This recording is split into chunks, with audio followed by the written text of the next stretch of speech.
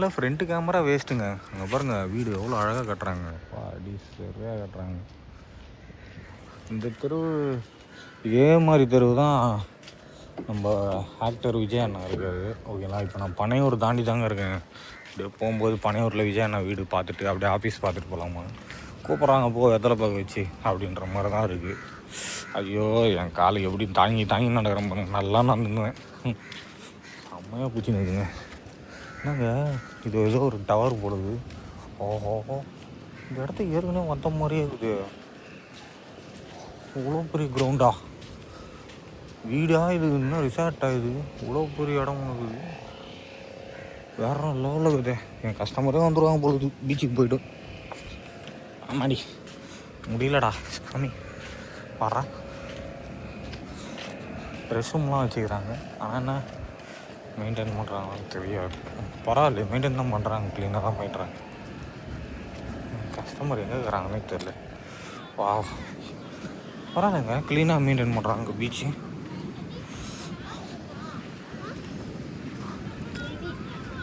க்ளீனாக மெயின்டைன் பண்ணுறாங்க. என் கஸ்டமரே ஆளாக்கணுமே.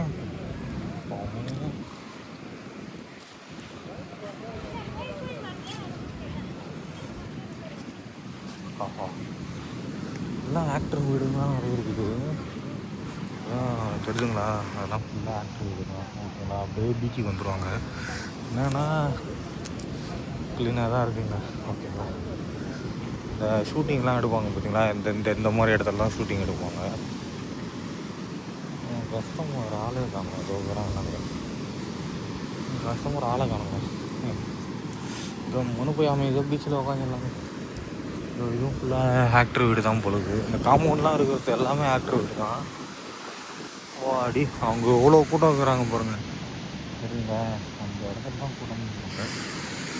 அதே போல் சரியா இல்லைங்க. அண்ணன் வெயில் சேரல் விட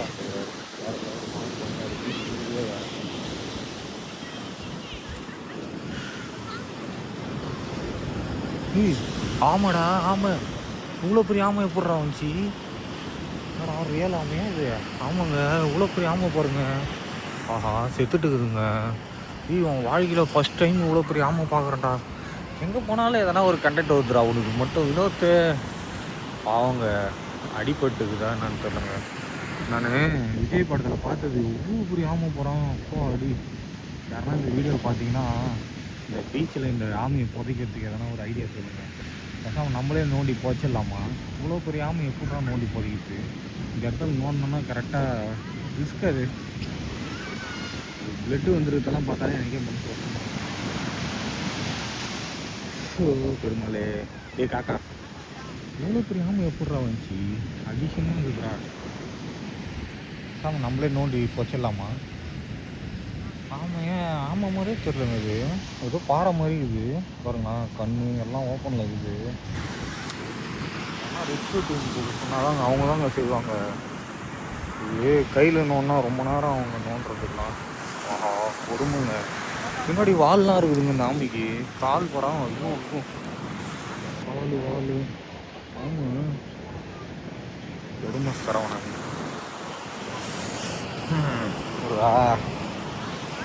வாழ்க்கையில் சாவு வந்தால் இப்படிலாம் வரக்கூடாதுல்ல. என்ன பண்ணுறதுங்க? பேசாம நோண்டி வச்சிடலாமா? அதான் யோசனை பண்ணுறேன். எவ்வளோ நேரம் ஆக போகுது? இங்கே போனால் ஒரு 1/2 மணி நேரம் ஆகுமா? ஒன்றாவது சாப்பிட்றோம். வேஸ்ட்டாக காக்கா கொத்தி பறவைங்க கொத்தி. ஆக்டர் வீடுங்க இதெல்லாம், ஃபுல்லாகவே ஆக்டர் வீடுங்க. ஓகேங்களா, பார்க்கலாம் கூட கம்முன்னு இருந்திருப்பேன். பார்த்தோன்னே எனக்கு மனசு கேட்க மாட்டேங்குங்க. இந்த மாதிரி தாங்க திருச்செந்தூரில் போயின்னு இருக்கும்போது சிவனேன்னு கோயிலுக்கு போயிருந்தாங்க கஸ்டமர். ஓகேவா, மாடு இறந்துச்சு. போய் போலீஸில் கம்ப்ளைண்ட் பண்ணி, ஓகேங்களா, இன்ஃபார்ம் பண்ணி, அதுக்கப்புறம் அந்த மாடு வந்து நம்மளால் தூக்க முடியாதுங்க, ரெஸ்க்யூ டீம் வந்தால் தான் தூக்க முடியும். இப்போ அந்த ஆமை வந்து என்னால் தூக்க முடியாது ஒருத்தரால். ஓகேங்களா, அது பக்கத்துலேயே வந்து ஒரு பெரிய பள்ளம் போட்டு அது உள்ளே தள்ளி விட்டு அதுக்கப்புறம் இது அடக்கம் பண்ணணும். ஓகேங்களா, இந்த மாதிரி பள்ளம் போடணும். இவ்வளோ பெரிய பள்ளம் போட்டால் தான் அது கரெக்டாக இருக்கும். என்னால் ஒரு ஆளால் பண்ண முடியுமானா கண்டிப்பாக முடியாது.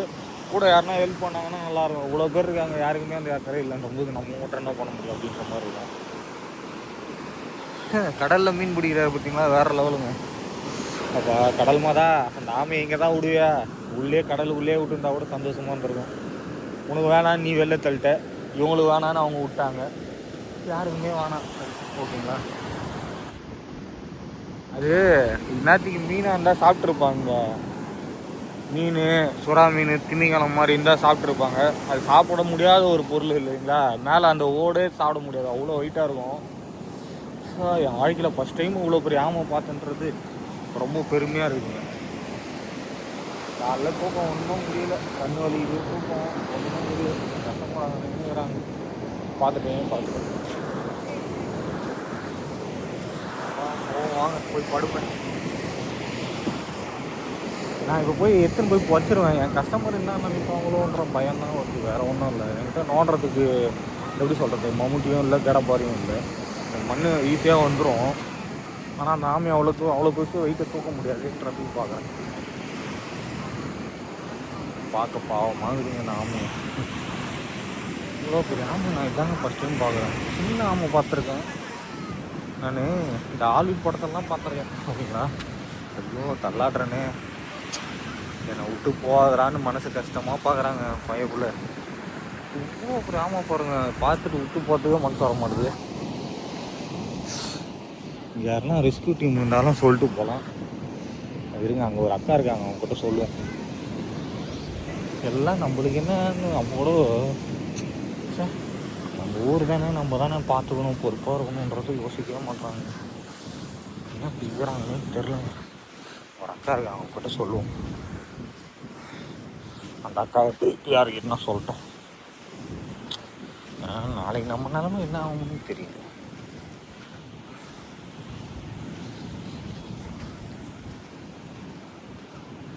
இங்கே ரிஸ்க் இருந்தாங்க அதை மீட்க முடியும், நம்ம ஒரு ஆள்லாம் தூக்க முடியாதுங்க. எனக்கு தெரிஞ்சு 50 கிலோ 60 கிலோவுக்கு மேலே தான் இருக்கும். நம்மளே வந்து 35 கிலோ மேலே தான் வரும். அது எவ்வளோ ஹைட்டு வெயிட்டே இருக்குது.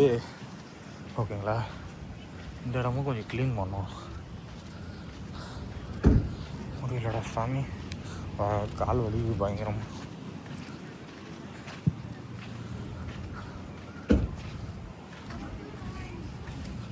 அக்கா கிட்ட சொல்லுவோமா, அக்கா கேட்பாங்களா அதுக்கு.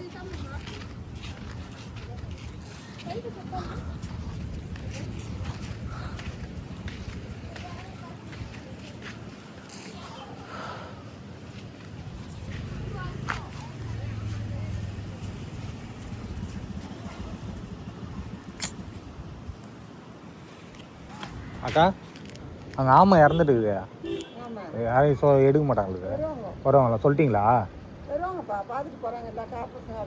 ஆ சரி சரிக்கா. இல்லை நம்ம எதுவும் பண்ண முடியாது. அது வேற எதனா சொல்லுவாங்க. மண்ணுன்னு வந்துட்டு அது அங்கேயே போட போச்சுக்கலாம்ல நம்ம. அப்படிங்களா, ஏன்னா நம்ம தூக்க முடியாது அதை, ஒரு ஆளெல்லாம் பண்ண முடியாது. சரி, அது இன்ஃபார்ம் பண்ணாங்களா இல்லையான்னு தெரில அப்படின்னா. சரி சரி சரி ஓகே. சரி ஓகே, நன்றி. ஏன்னா பக்கத்துலேயே தான் அது பண்ணோம், வேற எங்கேயும் எடுத்துகிட்டு போக முடியாதுல்ல, வெயிட் அதிகம். சரிங்க ஓகே. அப்பா ஒரு வழியாக தெரிஞ்ச சொல்லிட்டேன்டாப்பா சாமி, நம்மளால எதுவும் பண்ண முடியாதுங்க. தள்ள கூட முடியாது, ஓகேங்களா, தூக்க முடியாது, அவ்வளோ பெரிய அழுக்கு முடியும் நமக்கு கிடையாது.